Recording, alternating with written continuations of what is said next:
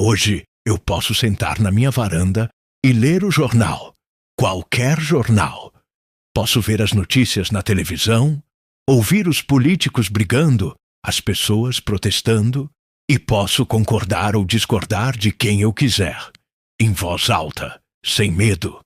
Essa liberdade de simplesmente ter uma opinião, de poder escolher em quem acreditar, é um luxo que a maioria de vocês, mais jovens, talvez nem perceba que tem.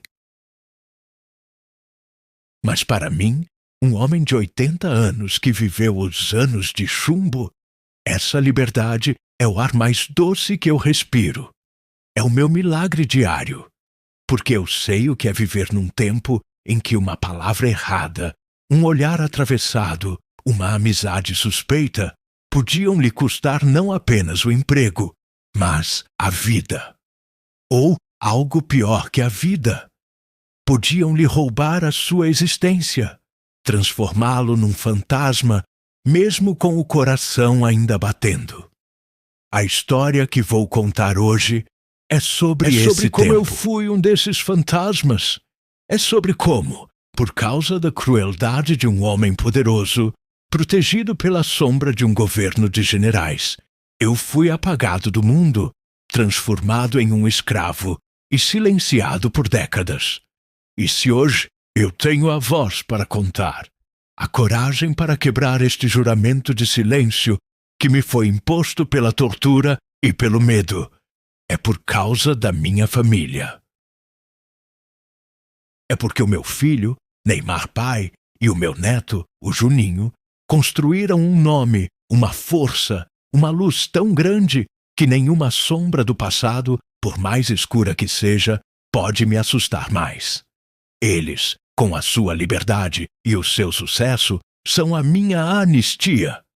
Antes de eu abrir os arquivos da minha memória, que são também os arquivos de um dos períodos mais sombrios da história do Brasil, eu preciso lhes pedir que sejam mais do que ouvintes. Peço que sejam guardiões. Um povo que não conhece a sua própria história, com todas as suas feridas e vergonhas, está condenado a repeti-la.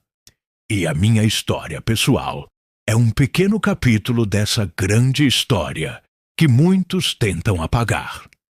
Se este meu testemunho, a voz de um homem comum que foi esmagado pelas engrenagens da tirania, mas que sobreviveu para ver o seu neto se tornar um símbolo de um novo Brasil, mais alegre e mais livre, lhe parecer importante, eu peço que me ajude a fazer com que ele não morra comigo. Se estiver acompanhando este relato em vídeo, por favor, se inscreva no canal. É um ato cívico, um voto pela memória. Deixe a sua curtida, o seu gostei. Cada curtida é um sinal de que a minha dor não foi em vão, de que a minha sobrevivência tem um propósito. E por favor me diga de onde você está me ouvindo. Deixe um comentário com a sua cidade e o seu país. Saber que a minha voz pode estar ecoando em Portugal, na Angola, na Argentina, nos Estados Unidos, em cada canto do nosso país, me faz sentir que a minha confissão não é um ato solitário, mas um ato de comunhão com um mundo que preza pela liberdade. Agradeço a cada um que se dispõe a ouvir a verdade, por mais feia que ela seja. Agora, preciso voltar para o Brasil de 1970. Um Brasil de medo, de silêncio e de monstros que usavam ternos e medalhas. Eu era um homem de 20 e poucos anos, um metalúrgico em uma grande fábrica de autopeças em São Bernardo do Campo, no ABC Paulista. A vida era dura, o trabalho era pesado, mas eu tinha o meu orgulho. Tinha a minha jovem esposa, o meu filho pequeno, o Neymar pai, e tinha a minha dignidade de trabalhador. Aquele era um tempo de ebulição e de medo. A ditadura militar estava no seu auge, e o movimento operário começava a se organizar, a lutar por melhores salários, por melhores Eu não era um condições, nem um ativista. Eu era um homem de família, e o meu medo de perder o emprego e deixar os meus passarem fome era maior do que a minha coragem política. Mas eu tinha um amigo. Meu melhor amigo, meu compadre, se chamava Jorge. E ele era o oposto de mim. Era corajoso, falava o que pensava, era um dos líderes sindicais que organizavam as primeiras greves. Eu o admirava e o temia na mesma medida.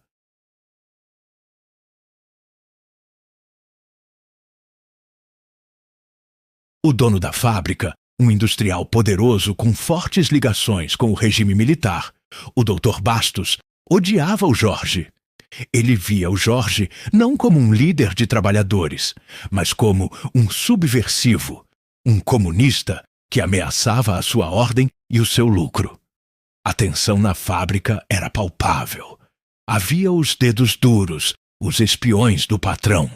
E havia a repressão constante da polícia.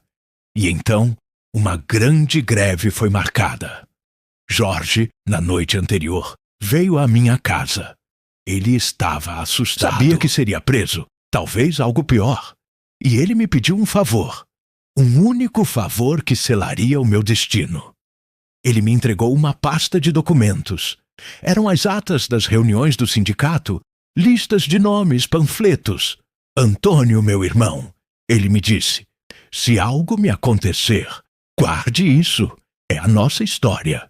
Não deixe que eles a apaguem.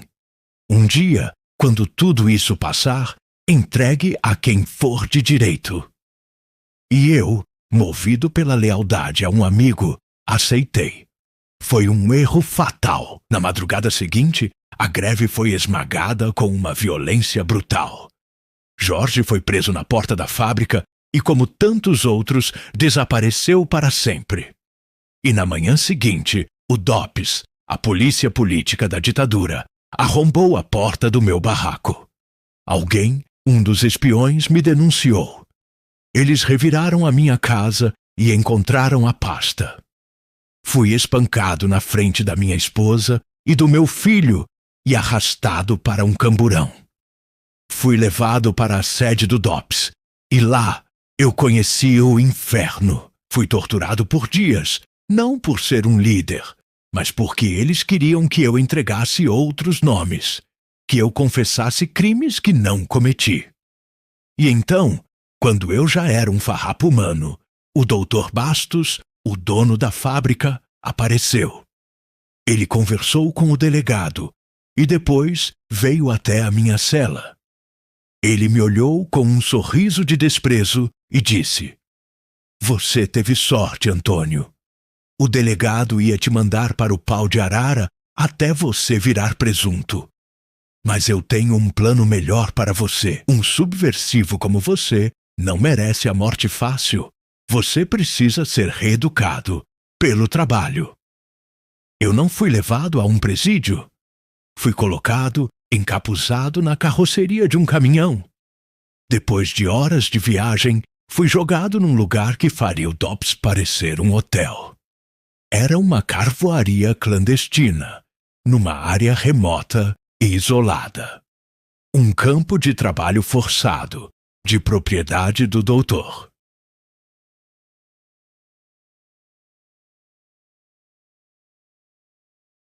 Bastos para onde ele mandava os indisciplinados, os rebeldes, os que ele queria apagar do mapa sem deixar um corpo para ser chorado. A minha família foi informada de que eu, um terrorista, tinha sido banido, exilado, e que eles nunca mais me veriam. E ali, naquele inferno de fumaça, de calor e de desespero, começou a minha sentença. Uma sentença sem julgamento, sem prazo, sem esperança.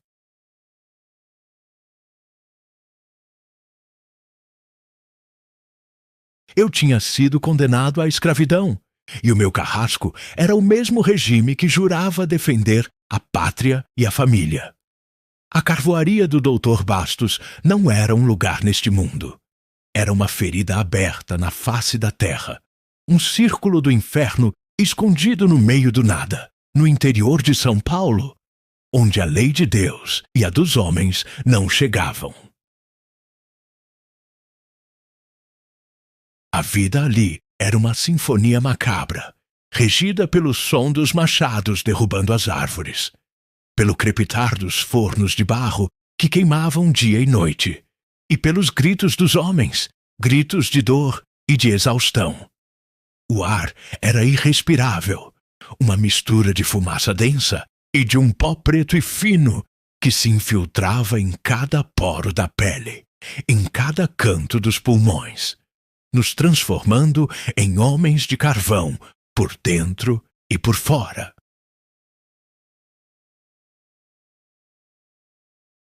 Nós dormíamos em barracos imundos, comíamos um angu ralo com pedaços de carne de caça e trabalhávamos 16, 18 horas por dia. O trabalho era brutal.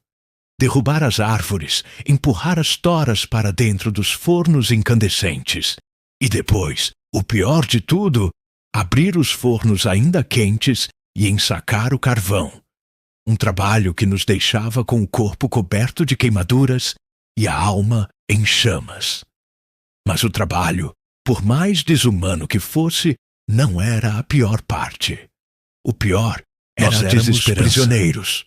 Uma mistura de subversivos como eu, de trabalhadores que ousaram desafiar o Dr. Bastos e de outros infelizes que simplesmente desapareceram de suas cidades e foram trazidos para lá, como gado.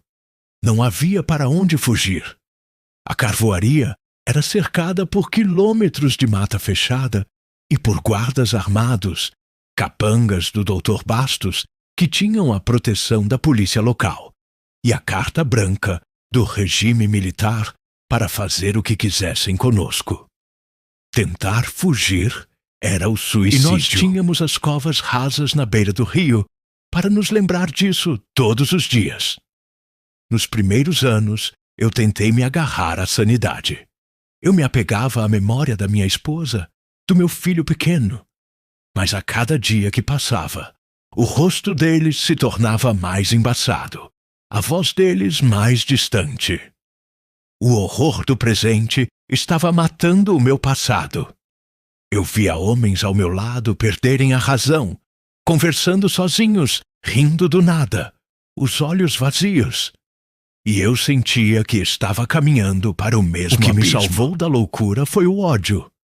Um ódio frio, paciente, que eu comecei a cultivar como a única planta que podia crescer naquele solo estéril.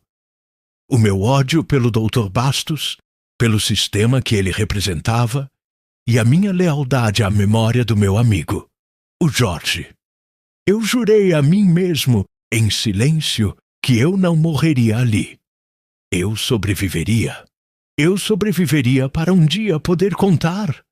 Contar sobre o Jorge, sobre os outros que desapareceram, sobre aquele campo de extermínio disfarçado de carvoaria. A minha sobrevivência se tornou o meu ato de rebelião. E assim os anos passaram. Uma década inteira se foi. O meu corpo se transformou, a minha pele engrossou, e o jovem metalúrgico de São Bernardo deu lugar a um homem de carvão, um sobrevivente com o olhar duro e a alma em vigília. E então, no final dos anos 70, o mundo exterior, que parecia ter nos esquecido, começou a mandar sinais.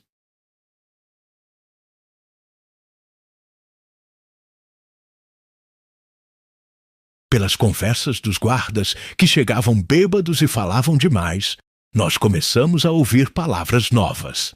Anistia, abertura, diretas já. O Brasil estava mudando.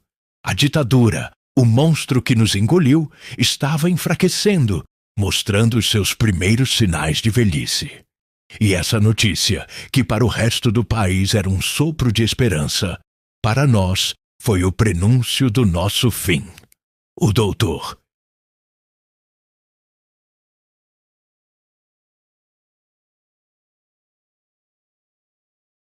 Bastos, que antes vinha à carvoaria com a arrogância de um general, agora aparecia com a inquietação de um criminoso prestes a ser descoberto. Ele sabia que a sua fazenda de escravos, o seu segredo protegido pela ditadura, era agora uma bomba relógio. Com a volta da democracia, com a imprensa livre, com a revisão dos crimes do regime, a nossa existência era o seu maior risco.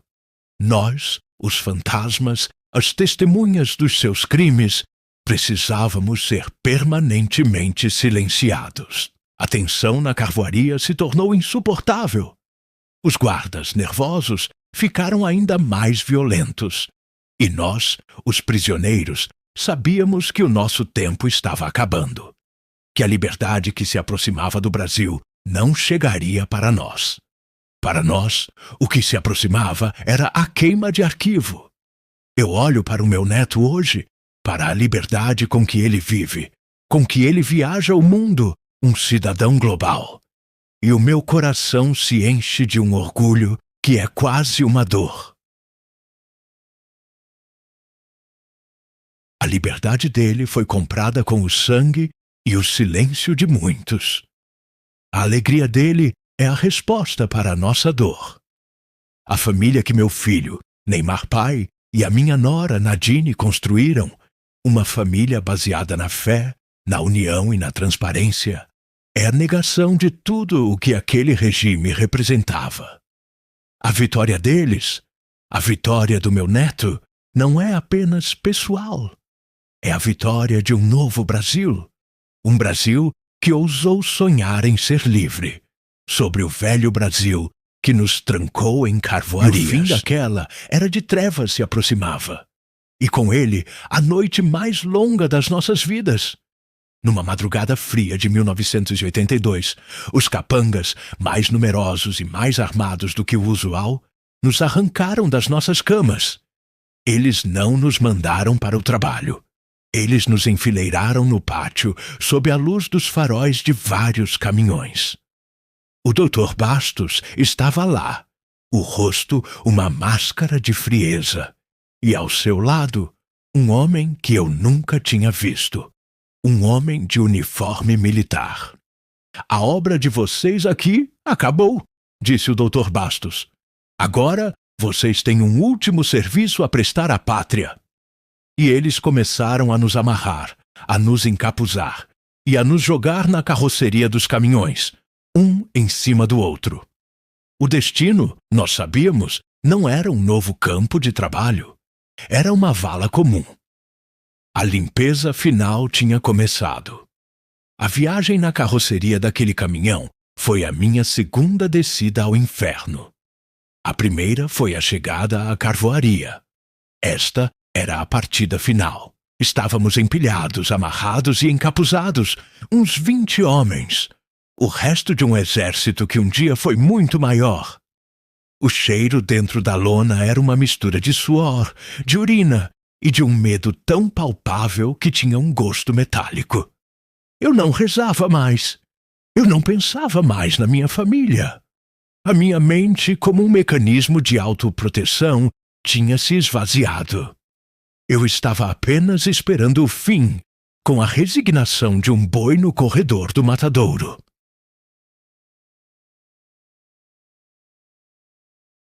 Depois de horas de um sacolejo torturante por estradas que eu não via, o caminhão parou. Fomos arrancados da carroceria com a brutalidade de sempre, e os capuzes foram retirados. A cena era um pesadelo iluminado pelos faróis dos caminhões. Estávamos na borda de uma imensa pedreira desativada, um buraco gigantesco na terra, cuja profundidade a escuridão da noite escondia. Era o nosso túmulo. O Dr. Bastos não estava mais lá. O serviço sujo final tinha sido deixado para os seus capangas e para o oficial do exército. Um major de rosto impassível e olhos que pareciam feitos de vidro. Eles nos enfileiraram na beira do precipício. Ouvi homens ao meu lado chorando, outros rezando a Ave Maria em sussurros. Eu apenas olhava para o abismo. para a escuridão que em breve me engoliria.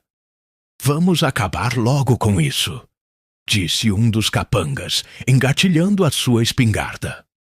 Mas o major ergueu a mão, pedindo silêncio. Ele segurava uma prancheta. Procedimento padrão, senhores, ele disse, a voz fria, burocrática. Uma última chamada para os registros.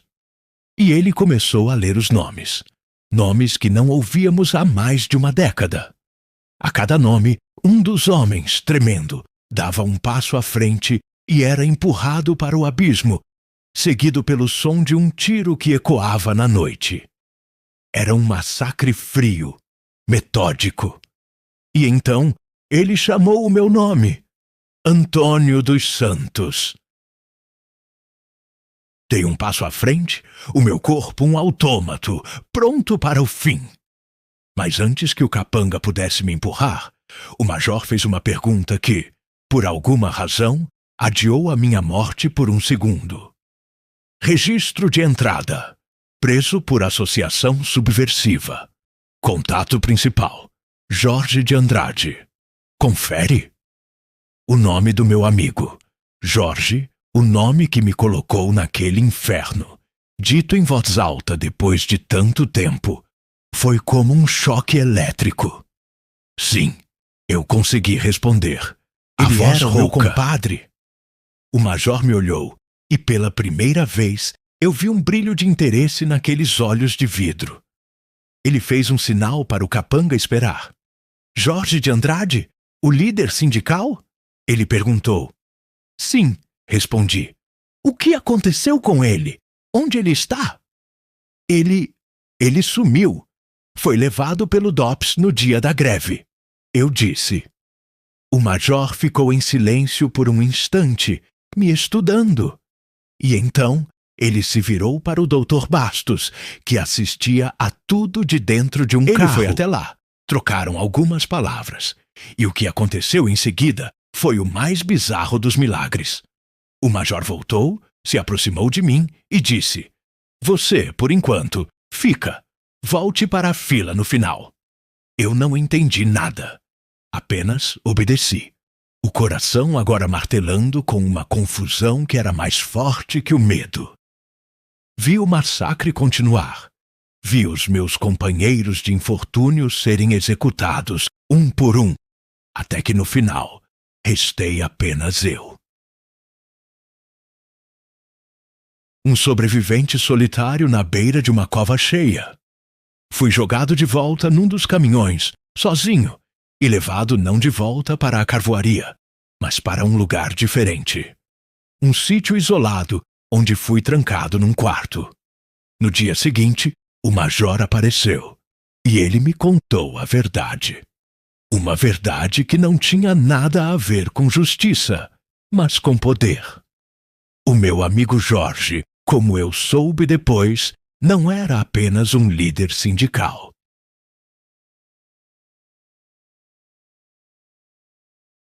Ele era sobrinho de um general do exército. Um general poderoso, mas que fazia parte de uma ala do regime que estava em conflito com a ala mais radical, a que apoiava homens como o Dr. Bastos. O desaparecimento de Jorge tinha sido uma mensagem entre as facções.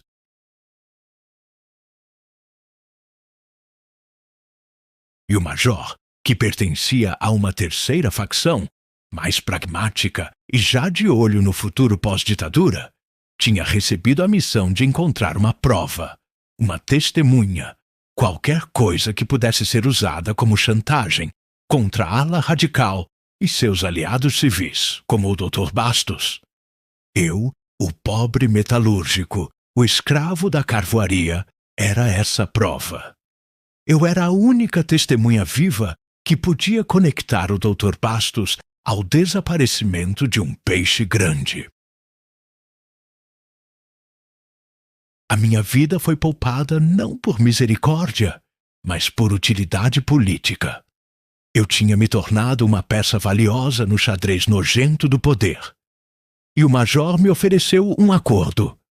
Você vai me contar tudo o que sabe sobre o Dr. Bastos, sobre a carvoaria e, principalmente, sobre os últimos dias do seu amigo Jorge. Ele me disse: eu vou gravar o seu testemunho. Em troca, eu lhe dou a sua vida e uma nova identidade. Você vai desaparecer de novo, Antônio, mas desta vez para a sua própria proteção. A sua morte aqui, junto com os outros, e você vai recomeçar a vida em outro lugar, com outro nome, e com a boca fechada para sempre. O seu silêncio é o preço da sua vida. Eu olho hoje para a forma como o meu filho, Neymar pai, negocia os contratos do meu neto. Com uma frieza, uma astúcia, lendo cada cláusula, entendendo o jogo de poder por trás de cada oferta. E eu sei de onde vem essa habilidade.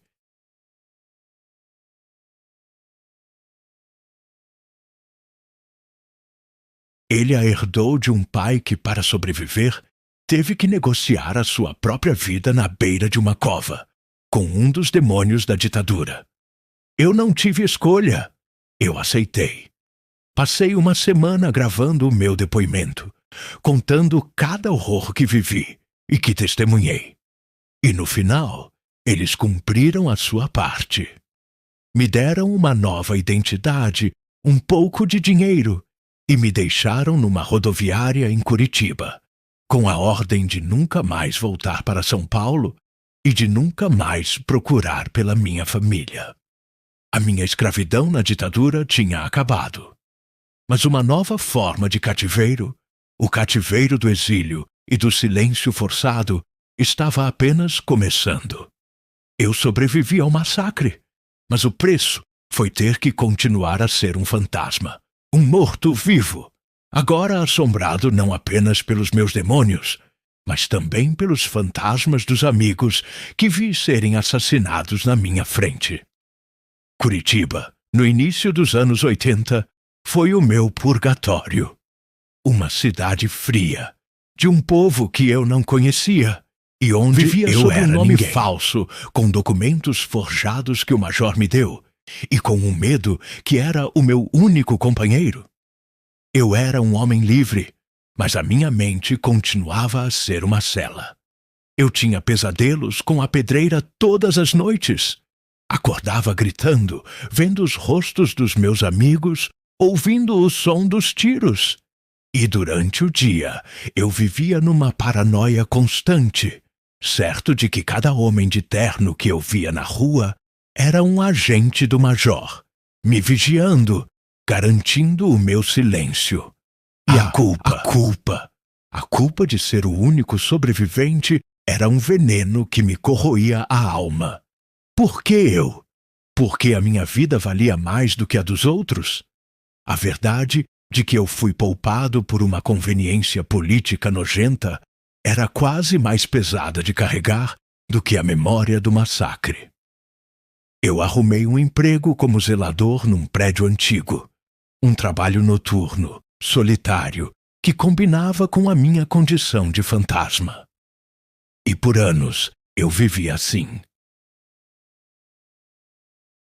Uma existência cinzenta, sem passado, sem futuro, apenas um presente de memórias reprimidas e de um medo constante. O que me salvou mais uma vez foi o amor. Eu conheci a minha segunda esposa, a mãe do meu filho, ali mesmo no prédio onde eu trabalhava. Ela era uma viúva, uma mulher simples, de uma bondade e de uma paciência que eu não achava mais que existissem no mundo. Ela sentiu a minha dor, viu as minhas cicatrizes, mas nunca me pressionou por respostas. Ela apenas me ofereceu a sua companhia, a sua calma. E lentamente, como uma planta que cresce numa fresta de rocha, o amor dela começou a me trazer de volta à vida. Nós nos casamos e tivemos o nosso filho, o Neymar. O nascimento dele foi a minha verdadeira anistia. Ao segurar aquele pacotinho de gente nos meus braços, eu senti, pela primeira vez em mais de uma década, uma razão para viver, e não apenas para sobreviver. Eu jurei, sobre aquele berço, que eu seria para ele o melhor pai, protegeria de toda a maldade, de todos os doutores Bastos e majores Cordeiro que pudessem existir. E eu me dediquei a ele de corpo e alma. Enquanto isso, o Brasil mudava. A ditadura finalmente acabou em 1985. A democracia voltou. E com ela, a esperança de que eu pudesse um dia reencontrar o meu passado. Mas o medo, plantado tão fundo na minha alma, não foi embora com os generais. Eu ainda me sentia vigiado. E a promessa de silêncio que fiz ao major, para mim, era um juramento de sangue. Mas o desejo de saber o que tinha acontecido com a minha primeira esposa e com o meu primeiro filho, o Neymar pai, era uma brasa que nunca se apagou. Quando o meu novo Neymar já era um rapazinho e a internet começava a engatinhar no Brasil, eu comecei a minha busca. Discreta, solitária. Passei anos em lan houses, aprendendo a mexer naquela máquina, procurando por nomes, por pistas. E a verdade que encontrei foi mais uma facada no meu coração já tão retalhado. Descobri que a minha primeira esposa, depois de me esperar por anos, convencida de que eu não estava morto, acabou se casando de novo, para dar um pai ao nosso filho, e que ela tinha morrido poucos anos antes de um câncer. Eu nunca mais a veria. A minha chance de lhe explicar, de lhe pedir perdão, tinha sido roubada para sempre. Mas o meu filho, o meu Neymar pai, estava vivo. E ele estava em Mogi das Cruzes. Ele tinha se tornado um homem. Tinha se casado com uma mulher de fé, chamada Nadine. E tinha um filho. Um menino que, segundo as poucas notícias que encontrei em jornais locais da época, era um pequeno fenômeno no futebol. O nome dele era Neymar Júnior. Meu neto. O meu sangue tinha continuado. A minha linhagem tinha sobrevivido. A decisão de procurá-lo foi a mais difícil da minha segunda vida.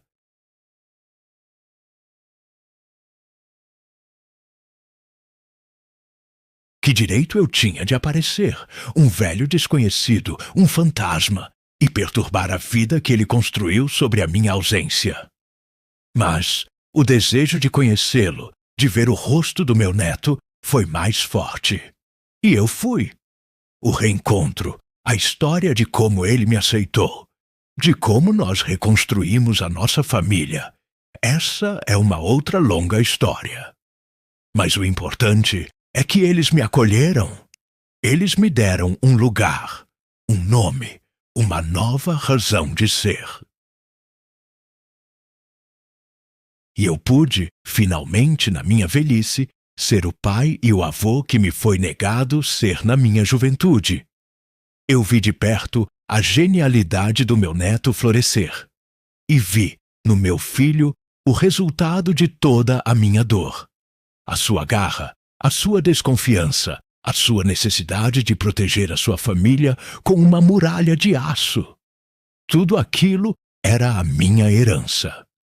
Ele se tornou o guerreiro que eu não pude ser, para que o meu neto pudesse ser o artista livre que o mundo admira. Eu me mudei para Mogi, para ficar perto deles, para ajudar a cuidar do Juninho, para ser a base silenciosa daquela família que era o meu milagre. Mas o meu segredo, a história da carvoaria, do massacre, do major, essa eu mantive trancada. Era um horror grande demais para ser compartilhado.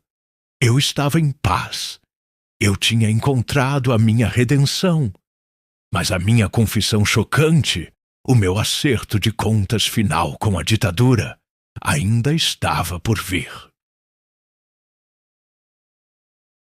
E ela seria desencadeada não por um fantasma do passado, mas por uma nova ameaça no presente. A minha vida, depois de me reunir com o meu filho e conhecer o meu neto, foi um presente que eu desembrulhava com cuidado todos os dias.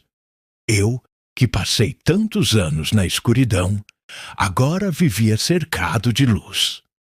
A luz do sucesso do meu neto, que brilhava para o mundo inteiro. E a luz, ainda mais forte, do amor da minha família.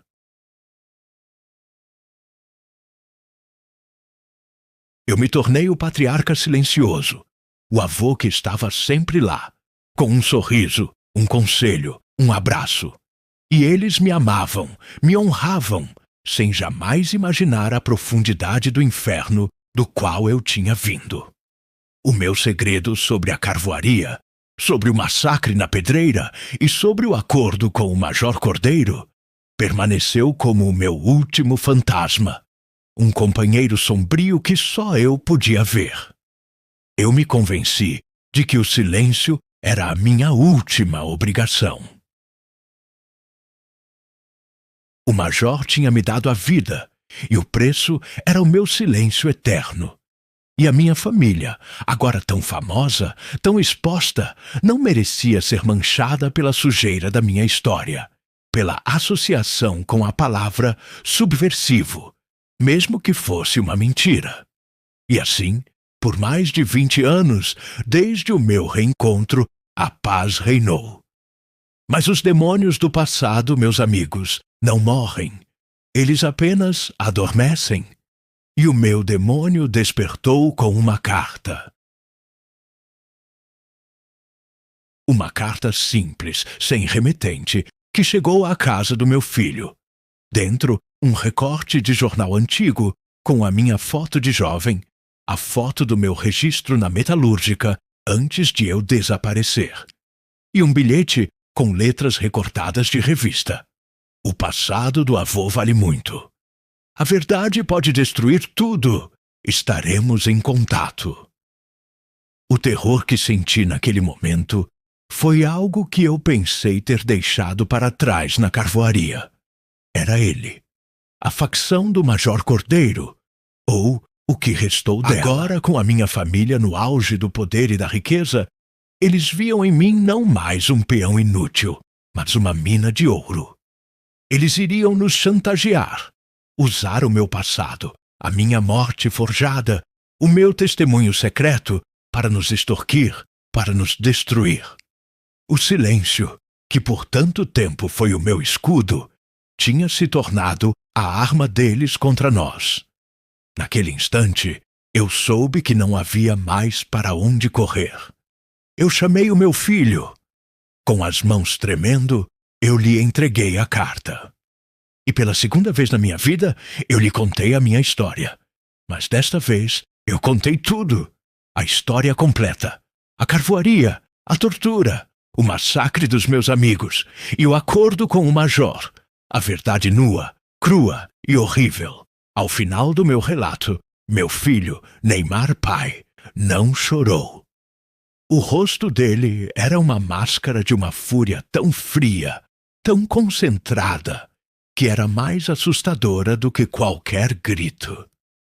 Ele ficou em silêncio por um longo tempo, processando décadas de dor, e de engano. Então ele se levantou, veio até mim e me abraçou. O senhor carregou o mundo nas costas sozinho por tempo demais, meu pai. Ele disse, a voz dele dura como uma pedra. Acabou. O seu silêncio acaba hoje, e o medo deles começa agora. A reação dele não foi a de um homem que procura se esconder, mas a de um general que é chamado para a sua batalha final. Eles acham que podem nos chantagear? Ele disse, com um riso de desprezo. Eles não sabem com quem estão mexendo. Eles não estão ameaçando um velho sobrevivente. Eles estão ameaçando a família Neymar. E eles vão aprender da pior maneira possível que nós não fugimos de uma briga. Nós a terminamos. E o que ele fez em seguida foi o ato que me deu a minha libertação final. Ele pegou o telefone e, em vez de ligar para advogados ou para a polícia, ele convocou a imprensa.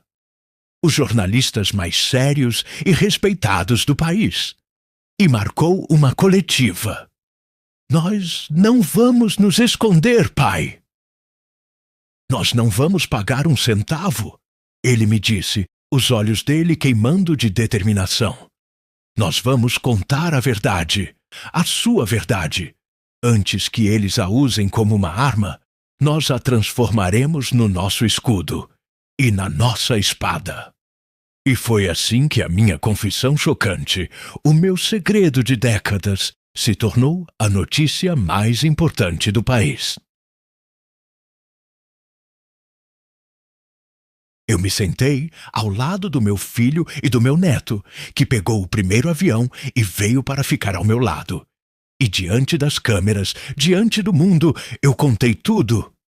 A minha voz de velho, trêmula, mas firme, narrou os horrores da ditadura, a crueldade do Dr. Bastos, o massacre, o acordo com o major. Eu dei nome aos mortos. Eu honrei a memória do meu amigo Jorge. E eu expus a ferida que o Brasil tentava esconder. Ao fazer isso, nós destruímos a chantagem. E, de quebra, iniciamos um novo capítulo na apuração dos crimes da ditadura. O Major Cordeiro, agora um velho general reformado, foi convocado a depor, e a minha história, o meu testemunho, o encurralou. A minha confissão não foi um ato de fraqueza, mas o nosso maior ato de poder. Foi a nossa família, unida, dizendo ao mundo e aos fantasmas do passado que nós não tínhamos vergonha da nossa história. Que a nossa história, com toda a sua dor, com toda a sua luta, era a fonte da nossa força. A escravidão e o silêncio que a ditadura me impuseram foram finalmente quebrados. Não por uma lei de anistia, mas pelo amor incondicional de um filho e pela força de um neto que, com o seu brilho, me deu a plataforma para que a minha voz de fantasma, finalmente, fosse ouvida em todo o mundo. E ao contar a minha verdade, eu não apenas encontrei a minha paz, eu encontrei a minha voz. E ela, meus amigos, nunca mais será silenciada.